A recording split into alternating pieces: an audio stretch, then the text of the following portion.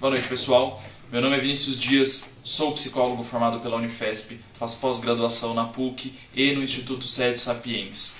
Sou especializado na atuação com dependentes químicos e hoje trabalho além da clínica na área social, em uma casa de acolhimento em Santo André.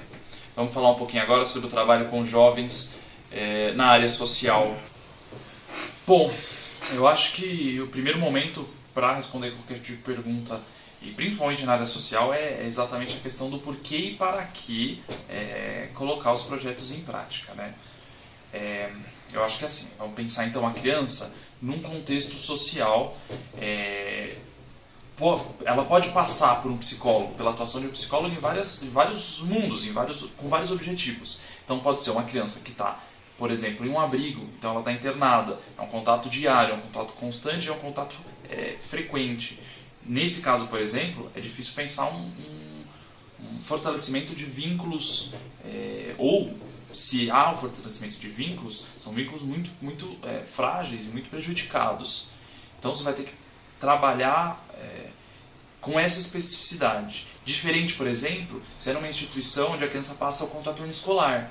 Então ela tem os vínculos familiares, ela tem outros vínculos, ela tem uma outra vida social e ela está lá por uma outra questão, seja ela pedagógica, seja ela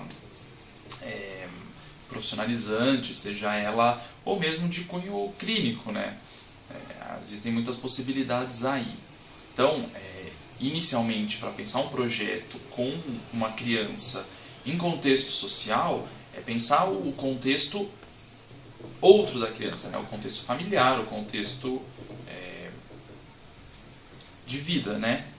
Bom, então acho que é legal agora a gente falar um pouco, especificar quais intervenções a gente pode propor, né? Então, de que trabalho a gente está falando exatamente. Dentro de uma instituição onde uma criança faz algum trabalho, importantíssimo o trabalho do psicólogo em perceber a demanda daquele público, né? Então, eu vou dar um exemplo de um público que eu trabalhei em Santos, numa instituição com crianças carentes, de um Centro Comunitário do Cortiço de Santos. Então eram crianças da região, do bairro, do território, e a gente trabalhava com eles em demanda similar. Então a gente percebia quais eram as demandas comuns, e dentro dessa percepção a gente trabalhava. E aí é legal também falar do trabalho multidisciplinar, né? Que era o exemplo desse trabalho, mas que em qualquer espaço, e principalmente na psicologia social, é importantíssimo você conseguir colocar em prática esse trabalho. Então, uma equipe que contenha assistentes sociais, psicólogos, né, pedagogos também são interessantíssimos trabalhar. Nesse grupo em específico, por conta de uma especificidade do grupo, a gente tinha um grupo de saúde. Então, tinha fisioterapeuta, nutricionista, TO, educador físico e o psicólogo. E aí, é parte do trabalho multi-interdisciplinar exatamente isso. Cada área tinha a sua visão e aí num trabalho de discussão a gente juntava essas visões. Juntava de forma não a ser o todo ser a parte, a soma das partes, mas a soma das partes e a discussão construiu um todo novo. Então não é uma soma, tornava-se uma multiplicação e tornava-se uma discussão e uma transformação de percepções. A percepção que surgia era maior, era diferente do que simplesmente a soma das partes. Então, nesse público, nós percebemos uma questão com autoimagem. Em algumas atividades a gente gravava, tirava algumas fotinhas, e eles gostavam muito de ver.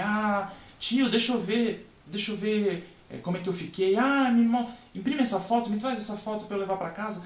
E eles não tinham fotos próprias. Mal e mal eles tinham contato com espelhos. Então a autoimagem era uma coisa muito fragilizada. E a gente percebia que com isso eles se identificavam e se vinculavam com outras imagens vendidas. Então, por exemplo, do funk, do futebol, de alguns espaços que se em partes construíam e em outras desconstruíam. Então a gente falou, vamos investir na autoimagem deles enquanto eles, não enquanto crianças pobres de Santos, porque era essa identificação que eles tinham. Os pobres vão no funk ostentação e sou pobre, então eu vou também. Então a gente quis criar uma identificação. Quem é você? Você é o Joãozinho, você é a Mariazinha. E o que é? Né? Então, apropriando-se de si, da sua imagem, da sua história passada, tornar-se sujeito para construir uma história futura. E aí, instrumentalizá-los a pensar essa história futura. Bom, respondendo à pergunta sobre quais tipos de intervenções são possíveis ser realizadas com esse público de crianças e adolescentes, eu acho importante primeiro pensar qual o objetivo e em quais espaços essas intervenções vão ser realizadas. Porque é muito diferente você propor uma intervenção para uma criança que passa pouco tempo nesse espaço e que tem uma outra vida social muito mais rica, muito mais ampla e na qual ela investe muito mais. Então, por exemplo, uma criança que faz contraturno escolar, então uma criança que de manhã está na escola, à tarde passa na instituição, 1 ou 2 vezes por semana, talvez, fica lá há pouco tempo, à noite volta para a família, ou para casa, ou para quaisquer outros espaços. Então, o investimento dessa criança nesse período é muito menor do que, por exemplo, uma criança em casa de acolhimento, que vai para a escola de manhã, talvez, deveria, à tarde está na casa de acolhimento junto com as outras crianças, que é onde ela mora, à noite ela também está lá, nos finais de semana ela também está lá. Existe uma outra qualidade nesse investimento que ela faz dentro da casa. E aí, dessa forma, é exatamente um investimento que tem que ser muito mais trabalhado, porque vai ter uma significância muito grande para o futuro dela, né? Claro que às vezes pouco tempo também tem uma significância muito grande. Não é para desmerecer o trabalho que é feito pontualmente, mas eles são diferentes. São 2 formas de trabalhar com 2 públicos diferentes, apesar da faixa etária próxima, semelhante, igual, mas 2 públicos diferentes. E então a intervenção tem que ser pensada de forma diferente, né? Isso é importantíssimo não esquecer que vai fazer uma atuação com alguém, e aí, independente da faixa etária, tem que se priorizar a demanda. Então, qual a demanda que essa criança traz?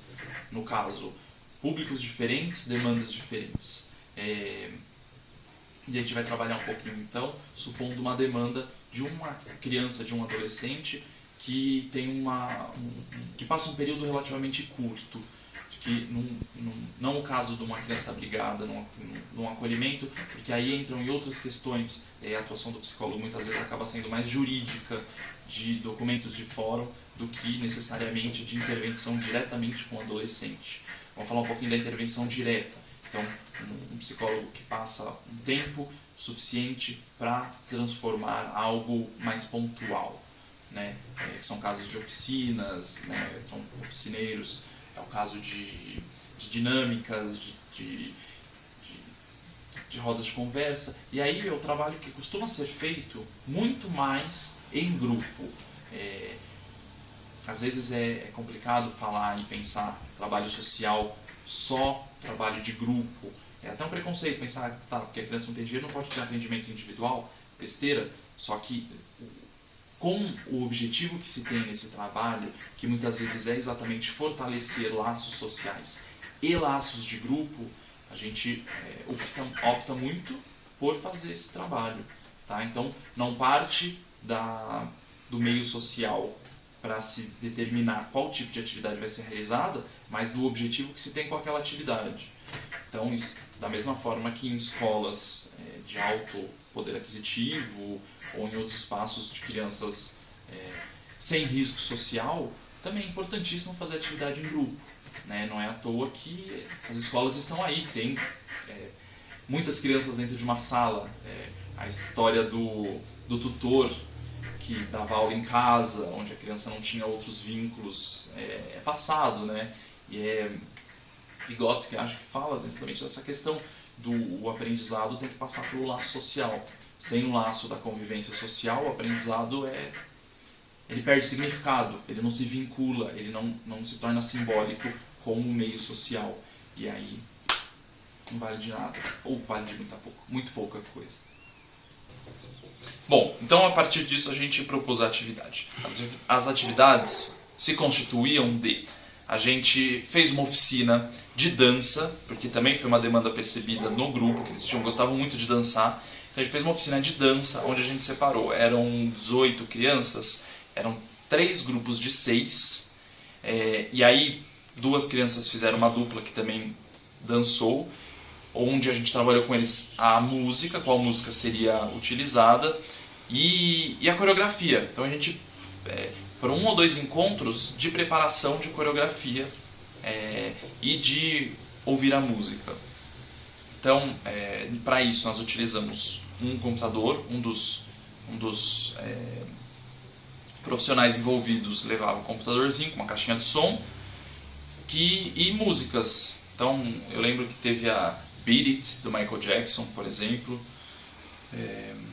Bom, não lembro as outras, mas a gente fez a coreografia a partir dessas músicas em 3 encontros.